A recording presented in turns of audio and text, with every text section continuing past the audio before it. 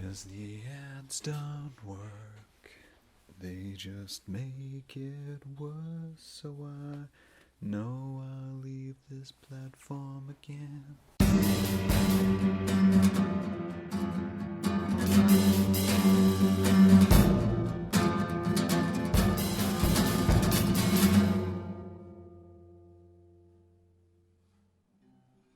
Sup kids, how are you doing today? Have you ever wanted to look back at your previous self and, murder them? Yeah, we've all had that moment. I've had that moment, certainly. Average amount. Oh man, that's a creaky chair. Can you hear the creaky chair on the mic? I don't know. I don't check these things. People act like I watch these things back. I don't watch these things back. I could say all kinds of nonsense on these episodes and podcasts. That's probably a dangerous thing, Probably a dangerous thing to not be aware of what you're putting out to the world. I guess I'm somewhat aware. My memory's lax, but I can remember the last few things I said, like quoting the song which I recently sang, which I feel like is by The Verve. Someone correct me if not, but is The Drugs Don't Work a song by The Verve? I don't know. Anyway, in fact, you won't even get that reference because I'm going to cut the beginning of this and slap it on the video from the previous one. I've just referenced something which is in the wrong order. But I'm not going to cut it out, because why would I cut it out? Because I can do whatever I want. That's the reality of creating things in your own world. And now I'm singing like I'm in an episode of Tuba Doom. How are we doing today? I was talking about youth. I recently talked about youth. I did a video recently which was basically saying everyone in their 20s is terrible. And that's the truth. That's something which I believe. But I think that's the natural progression of being alive. It's the learning period of semi-adulthood as it goes. No one's a perfect baker. No one makes a cake first time and says this is great. There's always a little edge of things going wrong, and sometimes you need to use a packet mix where you just add an egg and a little bit of oil and boom, you've got brownies. That's the kind of thing which you do in your 20s. When you're older, you realize there's better ways to make brownies, and you incorporate that. But the first batch is never perfect because it's just not, it can't be.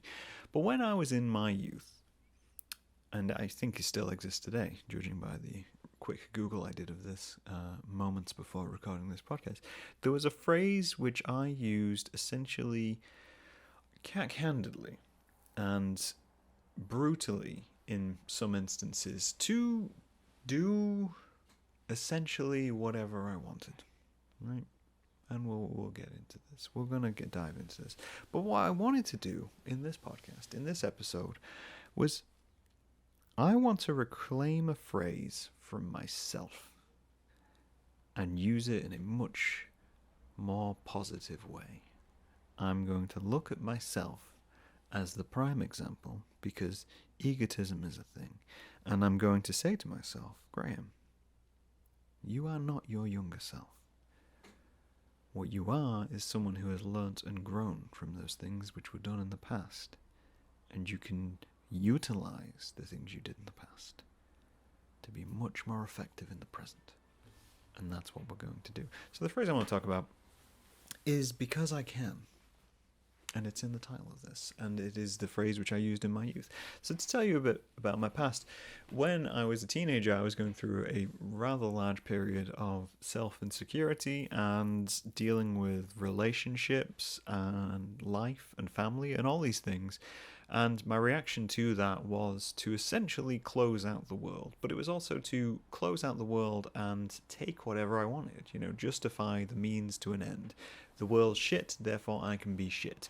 That's the view, and that's the view you see from a lot of teenagers because they don't have the world on their side. They're still learning how the world works, and from the outside it always seems like the world is attacking you. This is most evident in children, and you can see it in some adults as well. Some adults will look at the world and be like, the world is against me, therefore I get to be an asshole. No, you don't get to be an asshole. We've discussed this in a previous thing. You don't get to exit humanity when you reach a certain amount of wealth or reactionaryism. You don't get to exit reality in any way, shape or form. You're more so part of it because you made yourself a bigger slice. Therefore, participate more, guys. All right, Jesus. Anyway, so this was the thing I used, and it would be my excuse for whatever I was doing, whether I was being a dick to somebody, whether I was making an inappropriate joke, whether I was doing things which were not necessarily morally correct. This was my reaction. Because I can, right? Why did you do this? Because I can. Why did you get caught? Because I can. It doesn't matter. It was the rebuttal for everything. You know, it was, I had the capacity to do it, therefore I could do it, therefore if I wanted to do it, it was okay that I was doing it. You know, whether that be, you know, cheating on something, exploring things which you shouldn't really explore, and just looking into the darker side of life and the more damaging side of life to communities and people around me. Because I can, you know?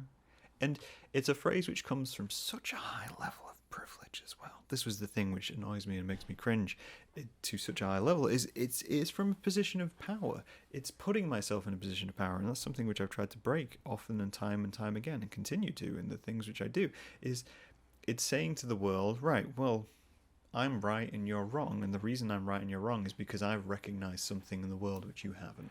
I've looked at the world and said, hey, that's stupid. I could take advantage or exploit that. Let's go do that. And I recognize that that's because of the background I have and who I am, and I'm a straight white male, which means most of the world was oriented towards me and meant to feed me as being some sort of figure of authority. And I, you know, took that on board as a teen. And when you combine that with the world being hostile towards you, you're going to be hostile to the world. There's that phrase which a friend told me, and I think is very true, is that hurt people hurt. And I would never recognize that I was hurt at that age, because I wouldn't want to, because then that would be weak, and I would be seen as weak, and then that's a loss. Whereas if I act like the world doesn't hurt me, and I go out of my way to hurt other people, then that puts me in a position of strength, doesn't it? And that's how the patriarchy works, essentially. That's the structure of being a young male in society, is that you're taught that the world will hurt you, therefore you should hurt the world before it does. And if you can't avoid hurt and you can't hurt people, then just put yourself in a position of power and protect yourself. You're taught to load a fuck you behind your front teeth before you've done anything else. And any sign of breaking that is a sign of weakness. So you have to take some time to consider that, to become more self-aware and to push those thoughts aside and recognize what you're doing to the world around you. Anyway, that's the origin as I see it for myself. And I went through things in my 18s, my 20s, my 30s. You're constantly learning. You're constantly learning and evolving, and that's being human, right? That's the thing never to forget, is that you never stop learning, you never stop being human. But I feel like this phrase is, it's morphed, it's changed. Obviously, you're still going to get young people, male or female, who will use it in that capacity. It doesn't matter. Being she is not gender specific, you know? I feel like I could throw that on a t-shirt. Being shitty is not gender specific, right? Some people can just be shitty.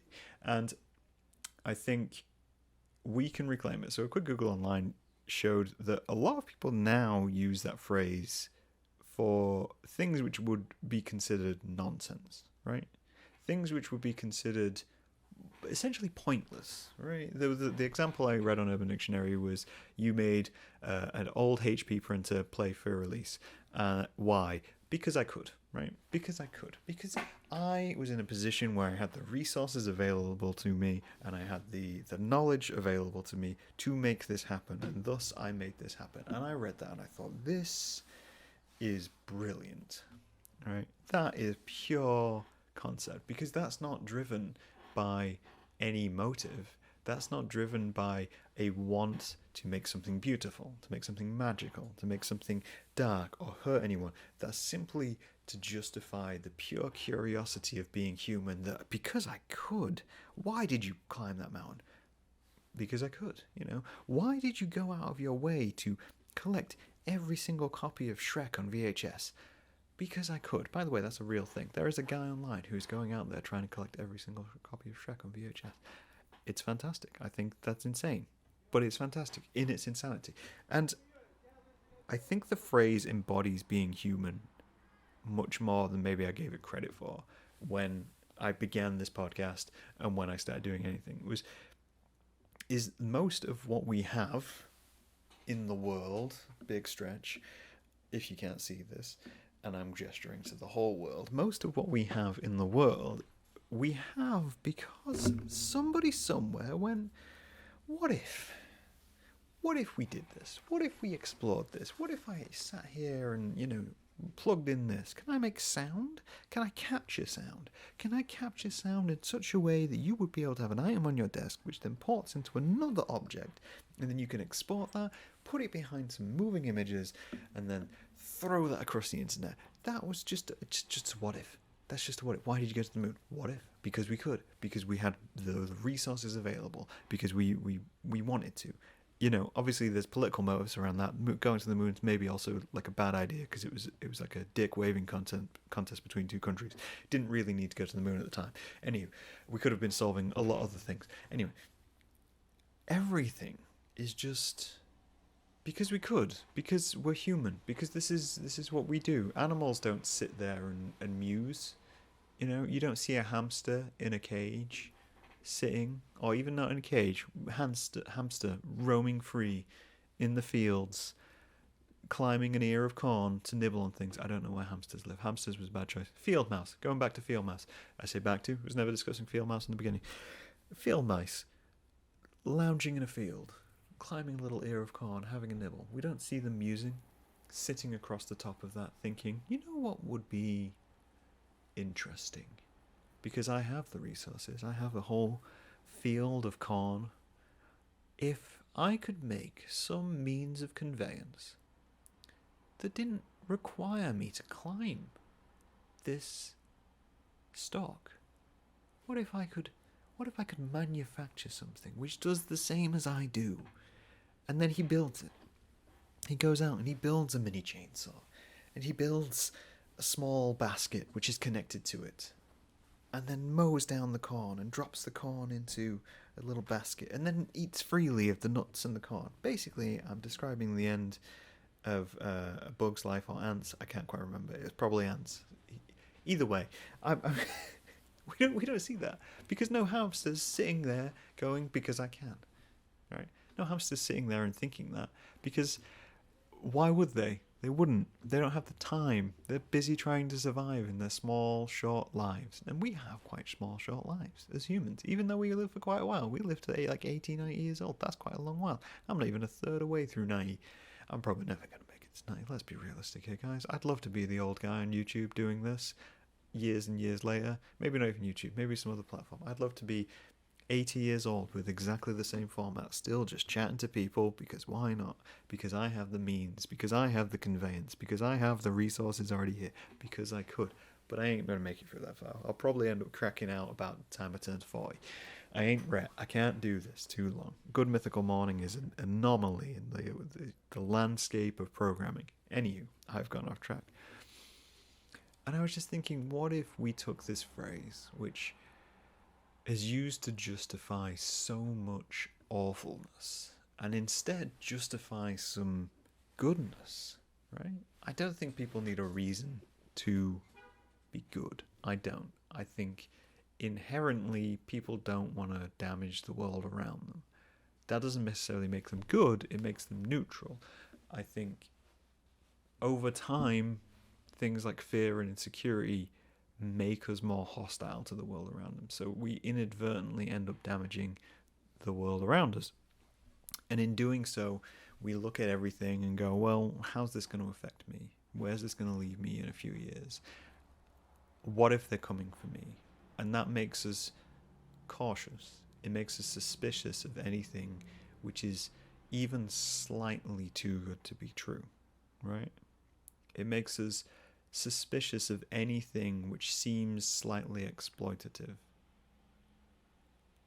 And I think we should break that. I think we should try to break that. I do quite a few projects, and I try to get involved with a few things, and people ask me why I do these things. And I don't want to have to explain it. I don't want to have to say why I have an interest in doing something, helping someone, working with someone to improve something, problem solving. I simply want the answer to be because I can. right? I'm still in a place of privilege. That hasn't changed. If anything, I'm probably more privileged than I was when I was 18. But I can use that in a much more effective way, a much more positive way. I've learned to deal with myself, so now I can help other people deal with themselves as well. There's a horn outside. That one needs to deal with himself. We need to look at that. We need to look at how we approach things and consider random acts of, kindness, caring, the view of the world, and consider that maybe we don't need an excuse other than because we could. People often look for a reason, a rationale, a cause, not realizing that they have the capacity to just be, right? You wake up in the morning and you think to yourself, do I need a cause? Do I need to fight for something? Do I need a reason, a rationale? Do I need to be shown something to kick me into action? Not really. What's stopping you just deciding to do something nice that day? When you go buy coffee, what's stopping you just thinking to yourself, oh hell, I'll buy someone else coffee. Whoever's behind me, whatever they get, here's 10 quid. I love that. I love that we have that ability and that power, and we should utilize it more. I want to utilize it more. I'm not sure how I will, but I'm going to. I remember, off track, experiencing something like this, and it confused me to the point where it made me sad. I had come home drunk, and I was in a McDonald's. You can tell how long ago this was because I was in a McDonald's buying meat, and I'm vegetarian now.